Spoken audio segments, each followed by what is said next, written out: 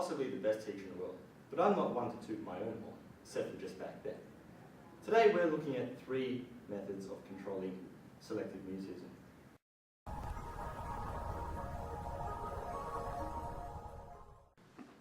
The first one is shaping.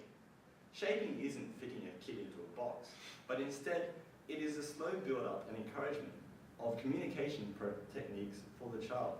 They start off with non-verbal communication, move up to sounds, and then hopefully to verbal communication. Let's have a look at one of the examples in the classroom. Selectively mute children would be encouraged to make non-verbal communication, sounds, whispers, and finally verbal communication.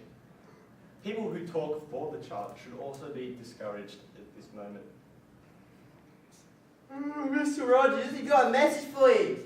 Thank you, Daniel. He can do it for himself, thank you. What seems to be the message?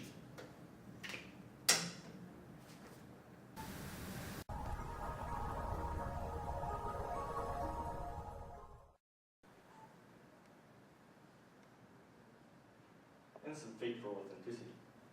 Our next behaviour management strategy with selective mutism involves something called negative reinforcement using tactical ignoring.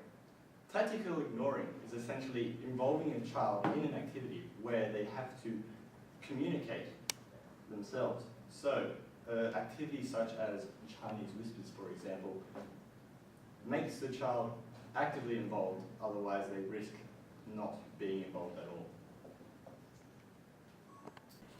Before having the student do an activity, you could have them do a simple form of non-verbal communication, such as blowing into a straw.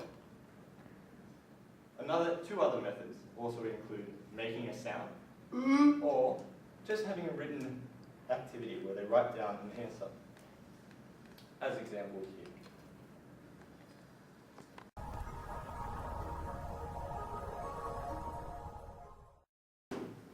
Jeez, it's cold today, but lucky I'm wearing this vest.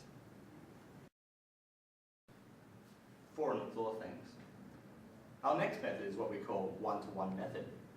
One-to-one method involves using a counsellor to change a child's behaviour by affecting their functions of speech and having them alternate methods to decrease anxiety. The counsellor will also be responsible to teach the student how to decode what the teacher has said, how to decide how to answer, perform the answer, and then evaluate positive consequences after they have answered. Hi Eric, I'm Mrs. Rogers and I'm Bill Rogers' wife, okay, and I'm the school counsellor here at the school. I need to tell you how important it is, how function of speech is important, and you should really know that. But some of the alternative methods that you could use to decrease anxiety include decoding what the teacher has asked you, okay, and then deciding how to go about answering it, as well as performing the answer or even evaluating positive consequences after the speech, okay?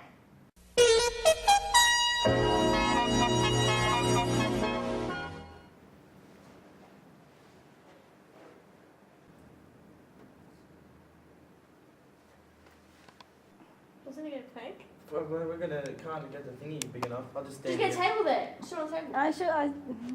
Sorry. Look down. No, it was good when you turned around and faced us. And now turn.